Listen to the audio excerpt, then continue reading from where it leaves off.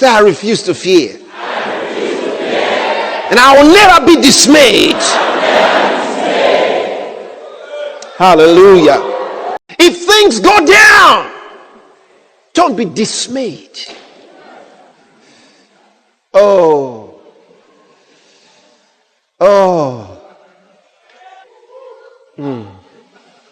Don't say, why me? That's what he's saying. He says, be courageous. Be strong. Be not afraid. Neither be thou dismayed. Because you may be surrounded on every side. Things may seem to be going down on every side. He said, don't look around and say, oh God. Oh. He said, don't be afraid. And don't be dismayed.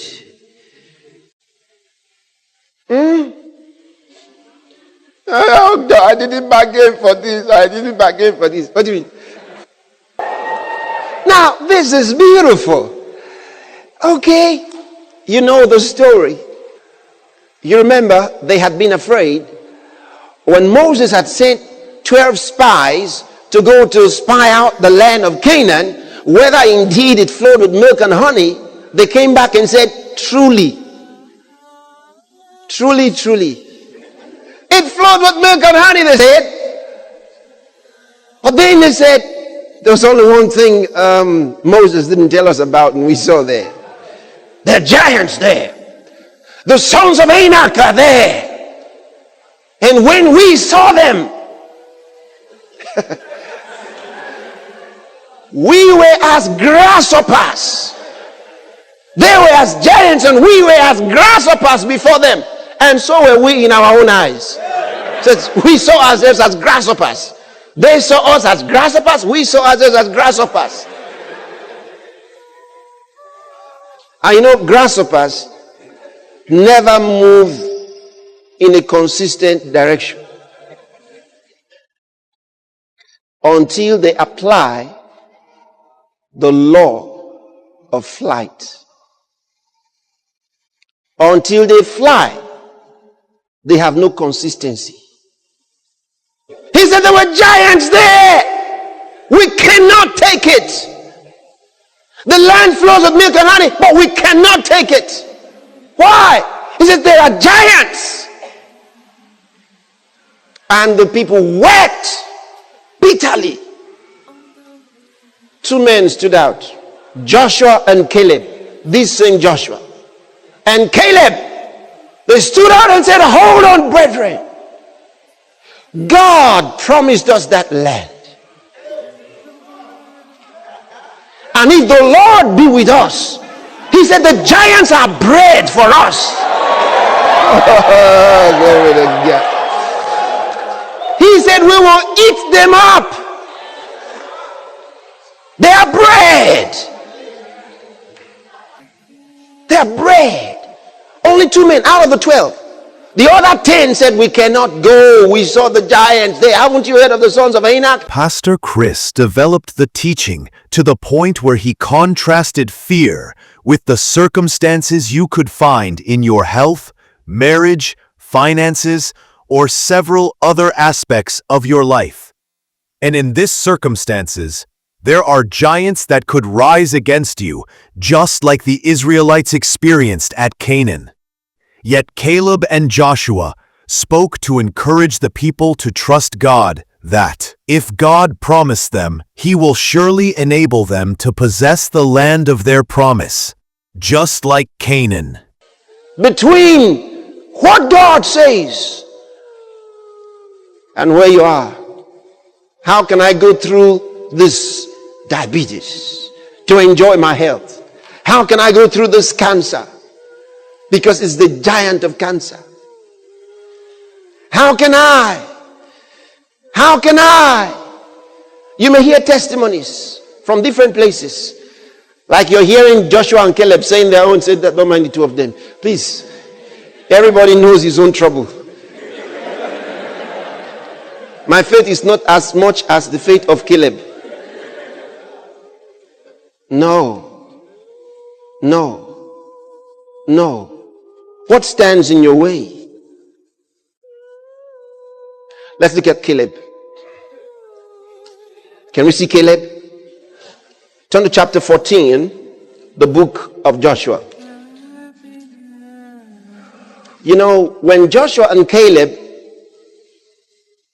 stood their ground and stood out of those 12, distinguished themselves in faith, God said, all right, the land that Caleb has seen will belong to him. Give it to him. With the giants. God doesn't give you free land. The land he gives to you is full of giants. And that is the exciting part of life, brother. A life of endless testimonies. Are you hearing me? Don't expect that when God gives you something, say, I actually went there, I didn't know before that something will go wrong. Oh, come on here. That's why he sent you. He knew that things would go wrong. Don't you understand? Pastor Chris explained that while we trust God, we should understand that it is our responsibility to encourage ourselves in the processes of our faith and defend our reasons using the word and wisdom of God so that we will not be stupid in the face of challenge. It is equal to saying that we should challenge the fear or our fears. The mountain with the high fences and the giants. Give me this mountain. Another person is looking up this. I don't want the one that has mountains, please. Give me the free one. It's like Lot. Abraham said, look around. Which one do you want?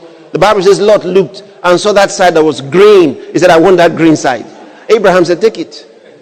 And gave the dry land to Abraham. But what happened after?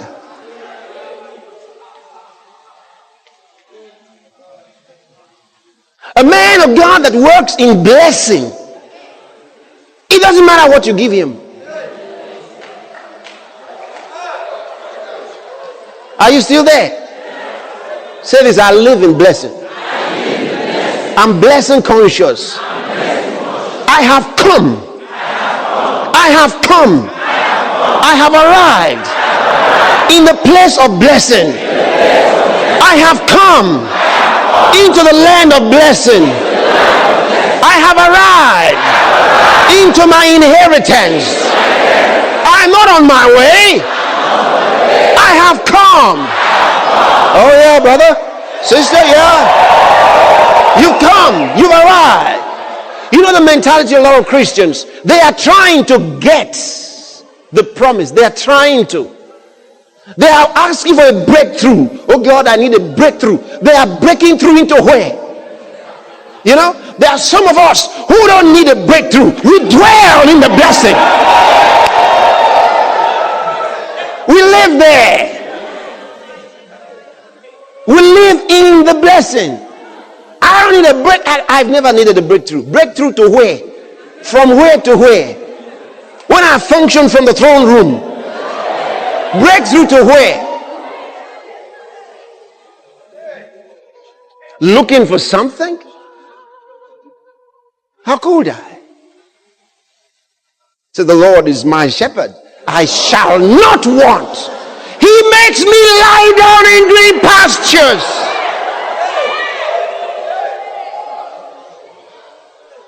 Didn't you hear? Did he say he leads me to green pastures? He makes me lie down in green pastures. I lie down in the land of prosperity. I'm right there. Say I'm there. Now, see, you got to get this straight. You're not saying these things so that they will happen. This ought to be your sunesis. You understand? This should be your understanding. This should be your revelation. This is the contemplation of your spirit. These are the thoughts, the ideas that you play with. This is where you reason. I can't think another way. Are you hearing me? I can't think failure. I don't, and I can't think failure. I'm fashioned differently through the Word of God. My thinking processes have been completely altered through the Word. It's not possible for me to think fear. I can't think fear. I can't think failure. It just doesn't resonate with me. My way of thinking cannot accommodate failure. It doesn't. I'm explaining to you my way of life. I can't think failure. You understand? You know, maybe what? I see life in one direction only.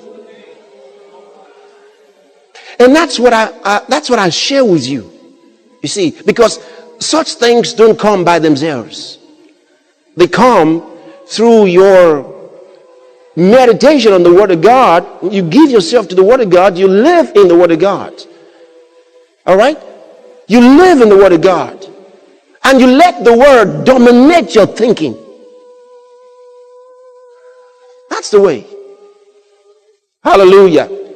That's the way. You let the Word of God run you, run your mind, run you every day. Fill yourself with just those thoughts of God. Glory to God. Hallelujah.